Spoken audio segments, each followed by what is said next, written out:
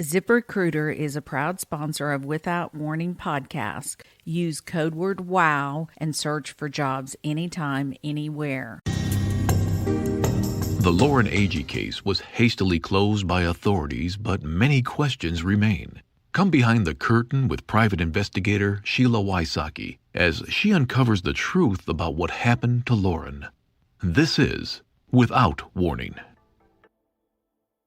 Warning. The following episode contains details about sexual violence and elements that are graphic in nature.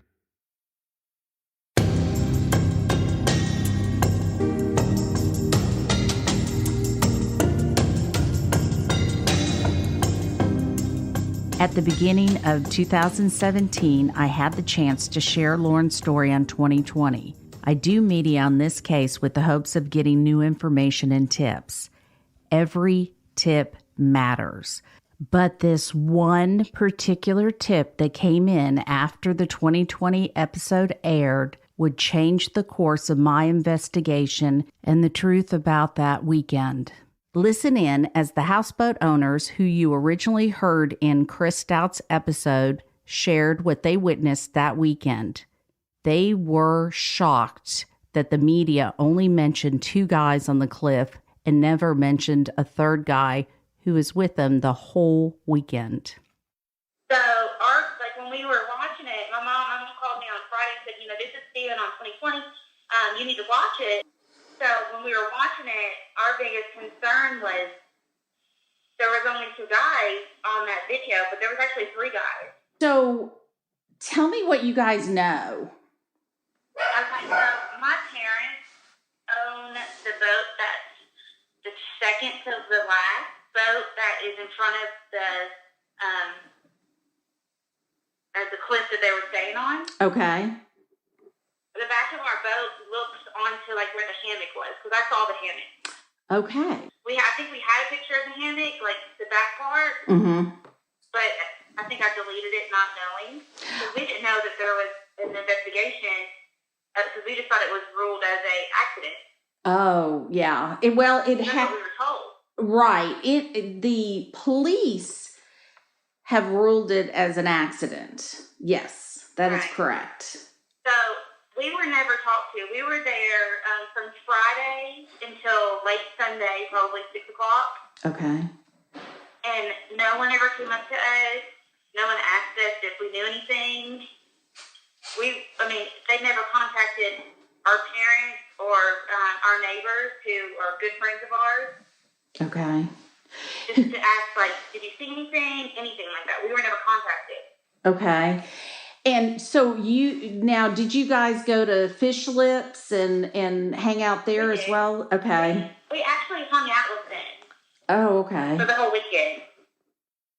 She is referring to hanging out with Lauren, Hannah, Aaron, and Chris. I find this interesting as Hannah, Chris, or Aaron never really mentioned them in their statements. There was the two guys that I remember distinctly because they were on there. I was like, oh, they look familiar. And then there was another guy that we knew he had a strange name. But I kept on saying Brock or this and that. So I went on the Hannah girl's Facebook today and went through her friends. Uh-huh. And found a guy named Brick. Okay. And I sent it to my fiance and said, this is the guy, isn't it? And he was like, yes, that's him. So on Sunday, you guys pack up and leave. You didn't see the TWRA or anything like that? I don't remember seeing anything.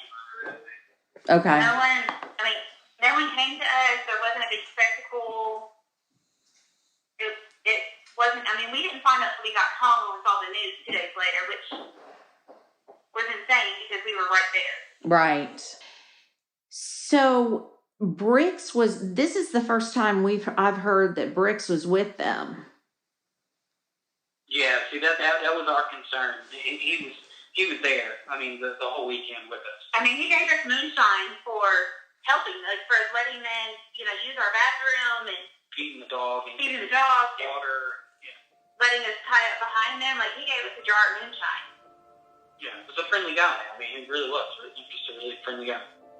When they came forward, We had no idea that Bricks even existed, let alone that he was there camping with them on the cliff that weekend. He was never questioned, he never filled out a police report, and none of the campers mentioned him then and still have not to this day. However, from what I know now, when TWRA showed up and Chris, Aaron, and Hannah were being questioned, Bricks was allegedly hiding out in Fish Lips. What I also know now is that Bricks was the mystery man in the background at Aaron and Hannah's home in Florida when I showed up to interview her. He was the one that kept interrupting the interview and moving my recording around. Okay, and when you said you hung out with them all weekend, kind of walk me through that. Okay, so we went down Friday night. We met them. They canoed over from where they were camping. Okay, when you say when you say them, can you tell me who them was? Well, it first started off with the three guys: the Bricks guy, the Aaron guy, and the Matt guy. I don't know. I just call him Matt, but his name was Chris. And the dog. There was a dog. Okay. And so they were on Saturday. They were meeting, or a girl was coming down, which is the Lauren girl. She wasn't there Friday night, so she was coming up on Saturday. And they had a friend. Like, if you've never been to WYSOCKI, but I don't know if you have or not. I have. There's a lot of craziness at our boat dock. Like, people come and park illegally. Like, it's just a big thing. So my family has a boat dock right in front of us that we put our runabout at. Mm-hmm. And our runabout was in storage, so I offered to let them and their friend that was coming down with the boat, tie up there. Mm-hmm. Okay. So, like, I have a picture from Friday night where there was no boat to Saturday morning, because I got up at like 7:30, and I have a picture of drinking coffee, like looking out in front of the boat. And there's a wakeboard boat in front of me. Okay. And it was whoever they were, going out on the boat with that weekend, the big boat. That's who they were going. And did you see Hannah, Aaron, Chris, and Lauren? I'm sorry, Hannah, Chris, and Aaron on Sunday?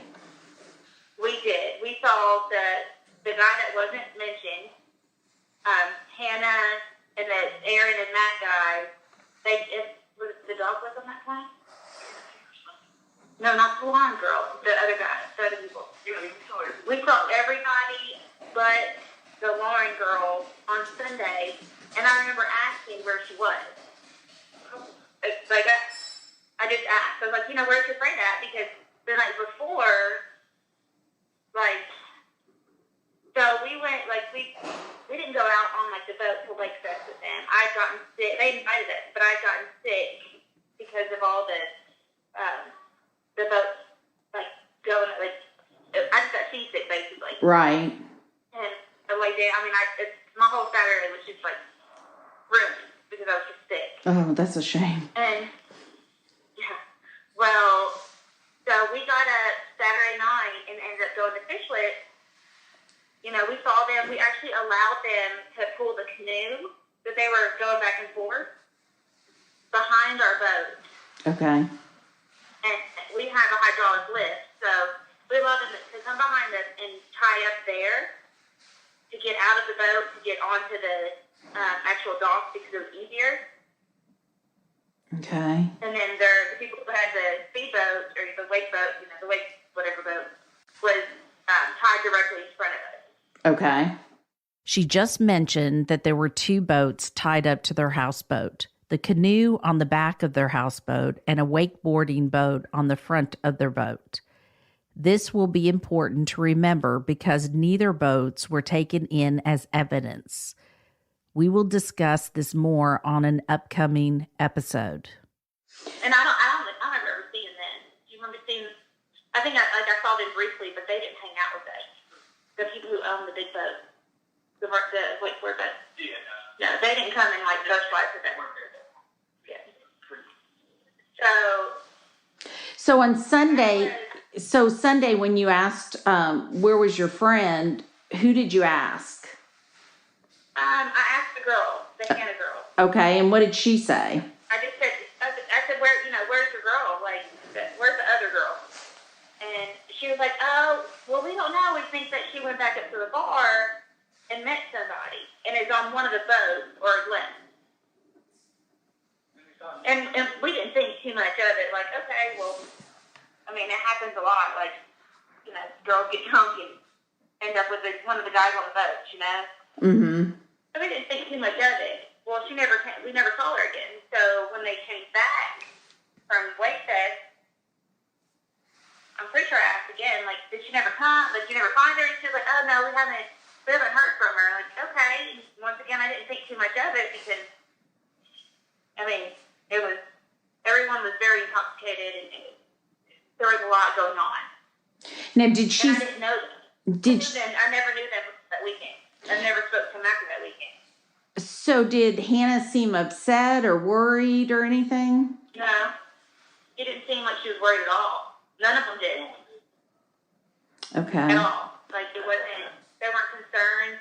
They never came to us and said, hey, did you see her last night? Like, that would have, to me personally, if it was me and I was with a friend and she was disappeared, the first thing I would have done is went to the people that you were with last and said, hey, have you seen that? Right. Because they left our boat on Saturday and went over to the camping ground at 2 o'clock in the morning. At 2? Okay. And about 2. I mean, it was at least 2. It's not later. Okay. So, but with that being said, so we had met them earlier, and when we met them back at the Fishwood, later on through the night when they had come back, they were going to get back in the canoe to go back over to their campsite. Like, I asked, do you guys want to come up and sit? So they came up and sat and hung out in front of the boat. All 5 of them. Okay, so all 5. You had Chris, Brix, Aaron, Lauren, and Hannah. Okay. And Hannah was with her boyfriend. Like, I think she was sitting in his lap most of the time. And then Lauren was sitting, like, by herself. And the guy who was asleep, but he was completely out of it. Now remember, Chris passed out on the front of their houseboat on Saturday night while waiting for Aaron, Hannah, and Lauren to leave Fish Lips. And what about Brix? Yeah. I mean, he was up, like, they were flirty. You wouldn't know that they didn't know each other. Like, you would have thought they would have known each other. Mm-hmm. But, I mean, real nice, really respectful to us.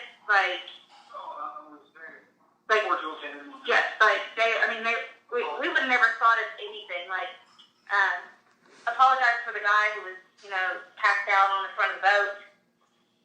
Just like, we're so sorry. I was like, no, it's no big deal. Like, everyone has their day. It's not, And they stayed there for about 30 to 40, maybe an hour. I mean, we were there for a while. And then I want to say they took 2 trips because they had that one canoe back over to the campground.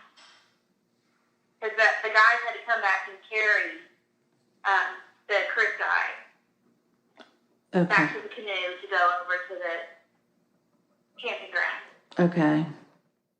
But the canoe, what kind of canoe? Do you know what kind of canoe it was? It was an old canoe. It wasn't a new canoe, and I don't think it didn't have seats. Like how it did have seats. I don't remember it having seats, but it was deep. It wasn't like the kind of the wide canoes they have now. Tiny for 5 feet. Yeah, it was a pretty small canoe. Okay. And how was Lauren acting? Neither one of the girls was, I don't think any of them were crazy. They were intoxicated, but so was I. My fiance will say that they were pretty good and well lit, but they weren't falling over the place. They weren't, they were still speaking, still walking. It wasn't like they were inebriated. They were intoxicated, but they weren't to the point where they were having to be carried. And did she seem nervous or just mellow? What kind of mood? Mellow, yeah. I mean, 'cause honestly, what happened was, Saturday we met those. They came back and they hung out more, and when we got to know them more, and then when she showed up, they hung out even more. Then their friends showed up with the boat, and they went out.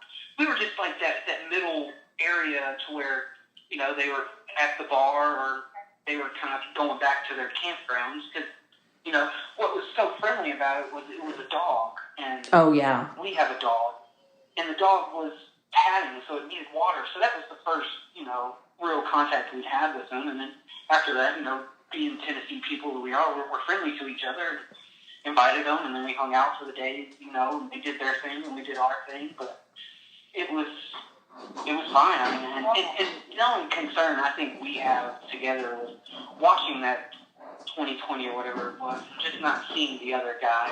I think wanting to shine a light on that, and it's been beating up her conscience, not being able to talk to anyone. And, we offered her to stay. We offered for all of them to stay. There was plenty of room. There was beds. There was couches. They didn't have to go up there and sleep outside, but it was something they wanted to do. So, right. We could stop them, but we were giving them a place that had AC and a bed, but they chose to be up there. So take me through Sunday. Like what time you saw Hannah, where you saw her, or the other people. Take me through that day. It was probably, because you got to think they're outside camping, so whenever it really got warm is probably when they came back to the dock and sat outside with us and went and got food and stuff like that. Just waking up and moving around and stuff. And we cordially asked them where she was, and it was just, she probably went back with someone, because from my understanding, they went up there at the end of the night, and I believe they came back when we were asleep, when we locked up the houseboat, and went back to the bar for a little bit. From my understanding, the brief little conversations we had with them Sunday, and you got to think, we really didn't know these people. We were just being nice to them. So, and then showing concern because we've seen them with X amount of people, and then Sunday not showing up with that one, we were concerned. It was just just trying to be nice. But it was I wouldn't say it was a weird Sunday, but it was just I wouldn't say strange either, but it was different. The vibe was different. Not necessarily from them, but from us, because we're all probably hungover and trying to recover. But it was a different situation. So. Okay, so when you say they came over and had breakfast with you? No. They came over to go eat at the bar. And there's restrooms where they can flush the toilet. Right. So forth. So and there's a. But we saw them when they came over on the canoe, because they were parked behind our boat. And there's a market in the middle of that place where you can buy, chips and drinks and stuff like that. So, right. When you say they came over, who was they? Everybody but Lauren. Yeah, and it was probably 2 trips, but they were all together in the morning. All 4. Yeah. So all 4. Okay. Yeah. So all 4. That was my very first question when they came up. I was like, "Good morning. How are you guys this morning? Did you sleep well?" I was like, "Oh, where's your friend? Or where's the other girl?" And I said, "Oh, we think that she met somebody at the bar last night." And that's what we thought. Like, okay, well, there was no concern with them, so there should be concern with us. But I know I saw a clip in that 2020 thing that the Hannah girl said that she had went to boats and asked if they had seen her. Yes. Which is not true to me. They should not come to us and say, "Have you seen her?" Okay, good to know. And our interaction with them was more or less in the morning, because they went out on the boat, and we stayed back at the houseboat and cleaned up and was getting ready to leave that later on that day. So when they came back, I think I remember them maybe going to back to Fish Lips and either getting a bite to eat or another drink, and then I think they kind of hung out with us for a little bit and then went back to the campground, and I think that's really, we didn't see them much after that on Sundays. Mm-hmm. Okay. A lot of our interaction Sundays early on in the morning, and before they left to go watch the competition again on the wakeboard. And I hate to say, we would have been the last. If she did not go back to the bar, we would have been the last people they would have seen that night. And if she was concerned, we would have been more concerned. Okay. Honestly, if that was the case, because that's just the nature of both Kate and I. I mean, that would have been an issue, and we would have tried to do anything possible to get to an answer or find her or something. But there was no cop visit. There was no anything, and we were there for 5 or 6 that night, which is a norm for us on the boat to stay until early evening on Sunday before we come back to go to work. So how did y'all find out about about her being found? I think it was about 2 days later, and it was on the news. Centerhead, just the location. Okay. And just it turned into, it was like one of those, oh my God, it's that girl. But nothing was ever said, that it was being investigated more than just an accident. Okay. Where she was sleeping, because I remember even kind of talking to her about sleeping on the edge of a cliff. Are you crazy? Yeah. And she was just like, no, it's okay. It was nothing. What they wanted to do, They were just trying to take a risk. And so when I heard that she'd possibly fallen out of the hammock or whatever happened as an accident, I was like, oh my gosh, if she just would have, laid her ass down for a little while in our boat, she might not have done that. So, they were with us, and that's the hardest part, even thinking about it, because they were sitting with us for however long before that incident happened. So on Sunday, you guys pack up and leave. You didn't see the TWRA or anything like that? I don't remember seeing anything. Okay. No one came to us. There wasn't a big spectacle. It wasn't, we didn't find out until we got home and saw the news 2 days later, which was insane because we were right there. Right. So, okay. Have you had any contact with Hannah or Aaron or anybody since then? No? Okay. Not since that day. Just the way that everything played out that weekend with those people, I would have never honestly put them into hurting anybody. Or them being, malicious or any type of foul play as a first degree. I would never thought they would have had any intent to do anything. They were extremely nice, very polite. They hung out with us like it was nothing. And the next day they asked that it was like it was nothing again. There was no concern, there was no fright, there was no, oh my God, are we going to get caught? It was a very cool, plain thing. And the only thing I can possibly, fathom in my mind that something happened, one of them knew about it and didn't tell the group. Or somebody, lied and said, oh, I saw her go back to the bar, something. Right. It just didn't seem to me like the group of them was malicious.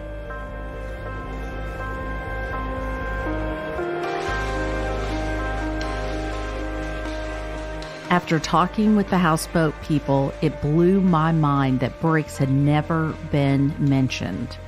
I sat down with the houseboat couple a second time just to reconfirm parts of their story, and what he said pretty much sums it all up. How does one guy get hidden between all of that? It's remarkable to me. Or who is he to them? Right. Who is he to them? Stay tuned as we continue to unravel the mystery behind Brick's gambrel and his relationship to this case.